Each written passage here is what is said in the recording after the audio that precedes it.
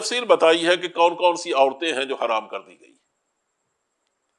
اس زمانے میں سب سے بڑا جو گناہ کیا جاتا تھا عورتوں کے حوالے سے وہ یہ تھا کہ اگر کوئی آدمی ایسا مر جاتا کہ جس کی ایک تو سگی ماں، اس کی اولاد جو ہے اس کی ایک تو سگی ماں ہے، لیکن دوسرے اس کے گھر میں جو بیویاں ہیں وہ ظاہر ان کی سوتیلی ماں ہیں، تو جو بڑا بیٹا ہوتا تھا وہ یہ حرکت کرتا کہ وہ اپنی جس سوتیلی ماں کو پسند کرتا اس پر چادر ڈال دیتا۔ اس کا مطلب یہ ہے کہ آج کے بعد یہ میری بیوی ہے۔ وہ اپنے یعنی اپنی بیوی اپنے باپ کی منکوحہ سے شادی کر لیتا تھا۔ حضرت صلی اللہ علیہ وسلم نے اس کا سخت نوٹس لیا ہے۔ یہاں تو قرآن کریم نے صرف حرام قرار دیا لیکن بہت بڑا حرام قرار دیا اور اللہ کی انتہائی ناراضگی کا ذریعہ قرار دیا۔ اور حضور نے فرمایا کہ ایسے آدمی کو جو کسی بھی محرم عورت سے جس کو حرام کیا گیا ہے اس سے اگر یہ ناجائز تعلق پیدا کرتا ہے یا گناہ کرتا ہے تو حضور نے یہاں تک فرمایا اسے قتل کر دیا جائے۔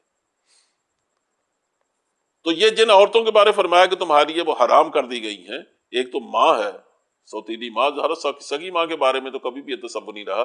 مغرب سے اندیشہ ہے اس بات کا کہ انہوں نے چونکہ رشتے بالکل بلا دیے ہیں، کہیں یہ رشتہ بھی پامال نہ ہو جائے، لیکن اس جاہلیت نے رشتہ پامال نہیں کیا تھا۔ البتہ سوتیلی ماں کا رشتہ نہیں سمجھا، اس کو فاحشہ قرار دیا ہے اور مقتل، اور یہ بھی کہا کہ اللہ کی سخت ناراضی کا اللہ کی ناراضی بڑھتی۔ اب جو عورتیں حرام کی گئی ہیں ان میں کہا تمہاری مائیں تم پر حرام ہیں، تمہاری بیٹیاں، تمہاری بہنیں، تمہاری پھپھیاں، تمہاری خالائیں، اور تمہارے بھائی کی بیٹی، تمہاری بہن کی بیٹی، تمہاری وہ مائیں جن کا تم نے دودھ پیا ہے یعنی رضائی مائیں، اور تمہاری وہ بہنیں جن کا تم نے کسی عورت کا مل کر جس کے ساتھ تم نے دودھ پیا ہے،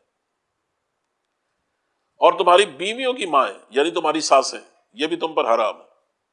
وَرَبَائِبُكُمُ اللَّاتِي فِي حُجُورِكُمْ، اور تمہاری وہ بیویاں جن سے تم نے نکاح کیا اور ان کی دوسری شوہر سے بیٹیاں ہیں، وہ تمہاری ربیبہ ہیں، کہا ان سے بھی تمہارا نکاح حرام، وہ تمہاری یہ حرام ہے۔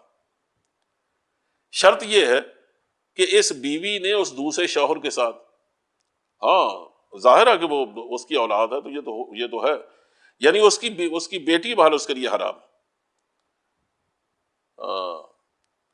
وَحَلَائِلُ أَبْنَائِكُمُ الَّذِينَ مِنْ أَصْلَابِكُمْ، اور تمہارے بیٹوں کی بیویاں یعنی تمہاری بہویں، یہ بھی تمہارے لیے حرام ہے۔ اس سے تم اپنے نکاح میں دو بہنوں کو جمع نہیں کر سکتے۔ حضرت صلی اللہ علیہ وسلم نے مزید اس میں اضافہ فرمایا، یا یوں کہنا چاہیے اس کی وضاحت فرمائی کہ تم پھوپھی اور خالہ کو بھی جمع نہیں کر سکتے۔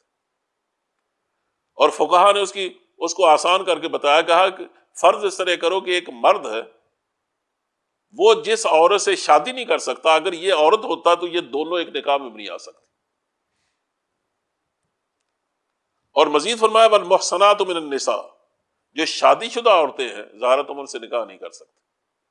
اس کے علاوہ کوئی اور جائز نہیں ہے سوائے اس کے کہ غیر کسی عورت سے شادی کی جائے تو ظاہر ہے وہ تو حلال ہے۔ وَأُحِلَّ لَكُم مَّا وَرَاءَ ذَلِكُمْ، جو جن کا شمار کیا گیا کہ ان کے علاوہ جس سے بھی شادی کرو وہ تمہاری حلال کی گئی۔ وآخر دعوانا الحمدللہ۔